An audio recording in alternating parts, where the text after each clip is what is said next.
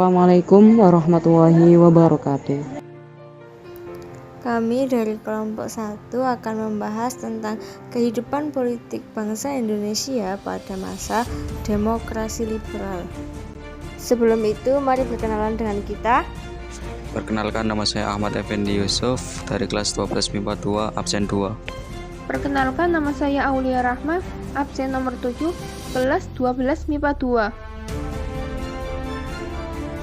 Perkenalkan, nama saya Farid Afan Sardianto, absen 11, kelas 12 MIPA 2. Perkenalkan, nama saya Nur Azra Zida Zalfa, nomor absen 30 dari kelas 12 MIPA 2. Perkenalkan, nama saya Putri Lailatul Amalia, kelas 12 MIPA 2, nomor absen 32. Perkenalkan, nama saya Revalina Fajar Ramadhani, nomor absen 33 dari kelas 12 MIPA 2. Pengertian demokrasi liberal. Demokrasi liberal adalah suatu demokrasi yang menempatkan badan legislatif lebih tinggi dari badan eksekutif.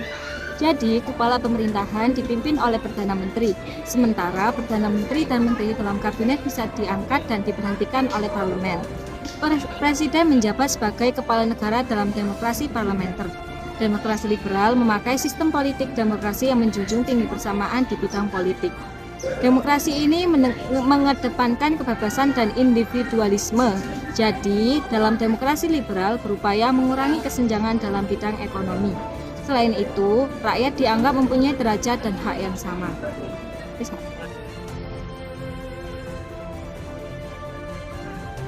Ciri khas demokrasi liberal yaitu kekuasaan pemerintah dibatasi konstitusi, sehingga tidak diperkenankan campur tangan dan bertindak sewenang pada rakyat.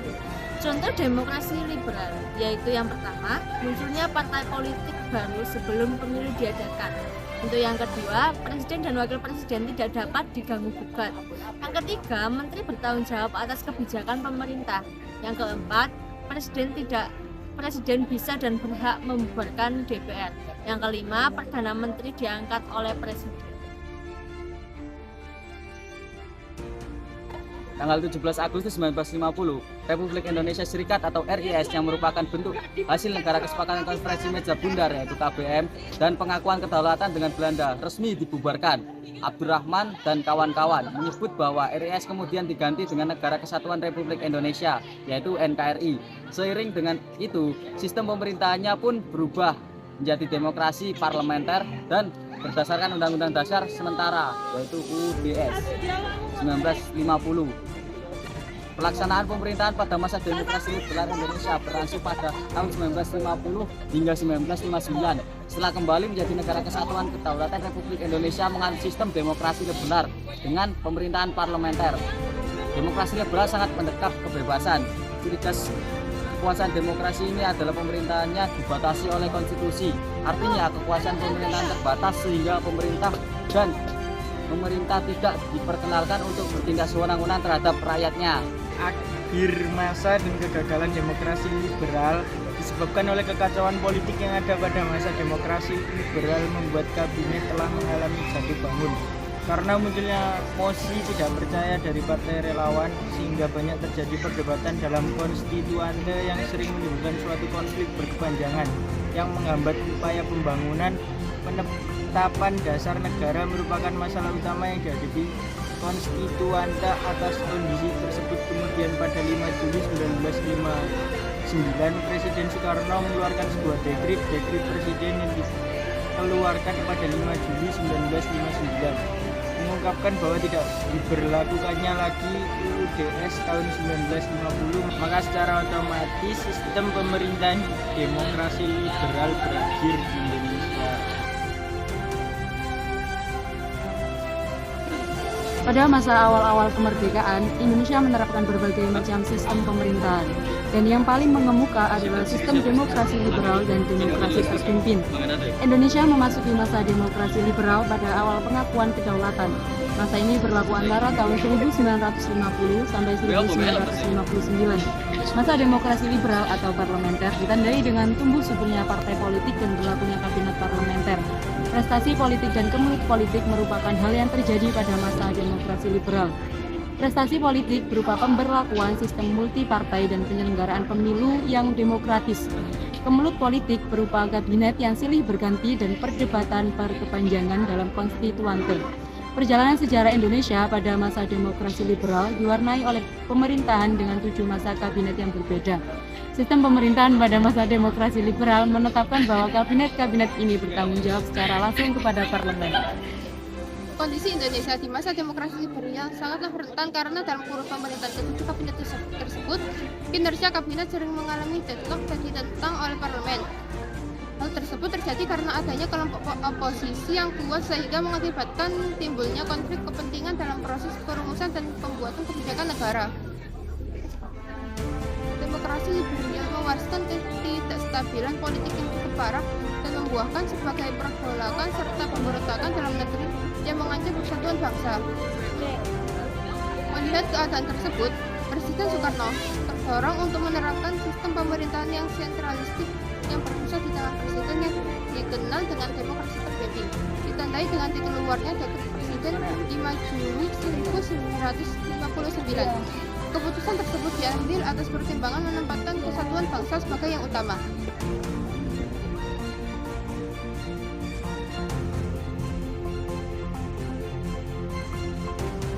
Kabinet Natsir 6 September 1950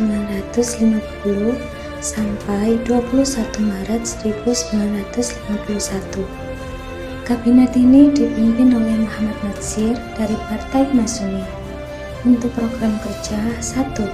Mengiatkan usaha keamanan dan ketentraman. 2. Mencapai konsolidasi dan menyempurnakan susunan pemerintahan. 3. Menyempurnakan organisasi angkatan perang. 4. Mengembangkan dan memperkuat ekonomi rakyat. Yang kelima, memperjuangkan kemerdekaan penyelesaian masalah Irian Barat. Hasil, terjadi perundingan antara Indonesia Belanda untuk pertama kalinya mengenai Irian Barat. Kabinet Sukiman. Kabinet Sukiman berlaku mulai pada 27 April 1951 sampai 3 April 1952. Kabinet ini merupakan kabinet koalisi antara Partai Masyumi dan PNI dipimpin oleh Sukiman Wiryo Sanjoyo. Program kerja dari Kabinet Sukiman yang pertama, menjamin keamanan dan ketentraman. Yang kedua, mengusahakan kemakmuran rakyat dan memperbaharui hukum agrarian agar sesuai dengan kepentingan petani. Yang ketiga, mempercepat persiapan dan pemilihan umum. Yang keempat, menjalankan politik luar negeri secara bebas dan aktif serta memasukkan Irian Barat ke dalam RI secepatnya. Hasil dari program kerja Kabinet Sukiman tidak terlalu berarti, hanya terjadi perubahan skala prioritas dalam pelaksanaan programnya, seperti yang sebelumnya menggiatkan keamanan dan ketentraman menjadi menjamin keamanan dan ketentraman. Kabinet Wilopo berlaku dari 3 April 1952 sampai 3 Juni 1953. Kabinet ini merupakan kabinet jaken, yaitu kabinet yang terdiri dari pakar yang ahli dalam bidangnya, dipimpin oleh Mr. Wilopo. Untuk program dan hasil kerjanya, yang pertama ada dalam negeri, yaitu menyelenggarakan pemilu, konstituante, DPR, dan DPRD, meningkatkan kemakmuran rakyat, meningkatkan pendidikan rakyat, dan pemulihan keamanan. Yang kedua, yang luar negeri, itu penyelesaian masalah hubungan Indonesia-Belanda, pengembalian Irian Belanda ke Indonesia, dan menjalankan politik luar negeri bebas aktif. Kabinet Ali Sastro Amijoyo I 31 Juli 1953 sampai 12 Agustus 1955. Kabinet ini merupakan koalisasi antara Partai PNI dan NU dipimpin oleh Mr. Ali Sastro Amijoyo. Program kerja 1. Meningkatkan keamanan dan kemakmuran serta segera terselenggara ke pemilu. 2. Pembebasan Irian Barat secepatnya. 3. Pelaksanaan politik bebas aktif serta ditinjau kembali persetujuan KMB Konferensi Meja Bundar. 4. Penyelesaian permasalahan politik. Hasil 1. Persiapan pemilu untuk memilih anggota parlemen yang akan diselenggarakan pada 29 September 1955. 2. Menyelenggarakan Konferensi Asia Afrika tahun 1955. Kabinet Burhanuddin Harahap 12 Agustus 1955 sampai 3 Maret 1956. Kabinet ini Kabinet ini dipimpin oleh Burhanuddin Barahap dari Partai Masyumi. Program kerja 1. Mengembalikan kewibawaan moral pemerintah dan kepercayaan Angkatan Darat ke masyarakat kepada pemerintah. 2. Melaksanakan pemilihan umum menurut rencana yang sudah ditetapkan dan menyegerakan terbentuknya parlemen yang baru. 3. Menyelesaikan perundang-undangan desentralisasi sedapat-dapatnya dalam tahun 1955 ini juga. 4. Menghilangkan faktor-faktor yang menimbulkan inflasi. 5. Memberantas korupsi. 6.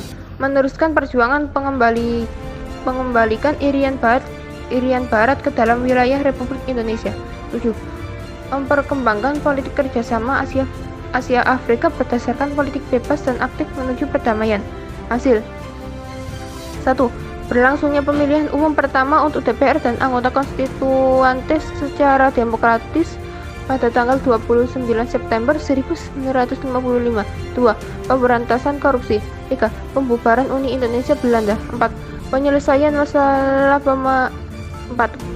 masalah peristiwa 27 Juni 1955 dengan mengangkat Kolonel A.H. Nasution sebagai staf Angkatan Darat pada 28 Oktober 1955.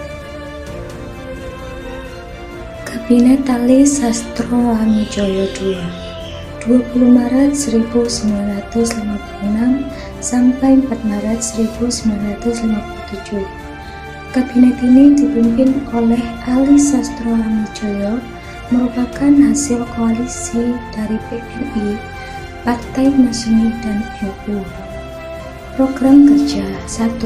Perjuangan pengembalian Irian Barat, pembentukan daerah-daerah otonomi dan mempercepat terbentuknya DPRD. 2. Pembatalan KMP, pemulihan keamanan dan ketertiban. Pembangunan 5 tahun menjalankan politik luar negeri bebas aktif. 3. Melaksanakan keputusan KAA dan untuk hasil pembatalan seluruh perjanjian KMP. Kabinet Juanda 9 April 1957 sampai 5 Juli 1959. Kabinet ini dipimpin oleh IR Juanda dengan program kerja 1. Membentuk Dewan Nasional. 2. Normalisasi keadaan RI. 3. Melancarkan pelaksanaan pembatalan KMP. 4. Perjuangan mengembalikan Irian Barat. 5. Mempercepat proses pembangunan. Dan hasilnya 1. Mengatur laut pedalaman dan laut teritorial melalui deklarasi Juanda. 2. Terbentuknya Dewan Nasional. 3. Mengadakan musyawarah nasional atau MUNAS untuk meredakan pergolakan di berbagai daerah. 4. Diadakannya musyawarah nasional pembangunan untuk mengatasi masalah krisis dalam negeri namun tidak berhasil dengan baik. Sekian dari kami. Jika ada kesalahan kami mohon maaf, dan apabila ada pertanyaan silakan tulis di kolom komentar. Wassalamualaikum warahmatullahi wabarakatuh.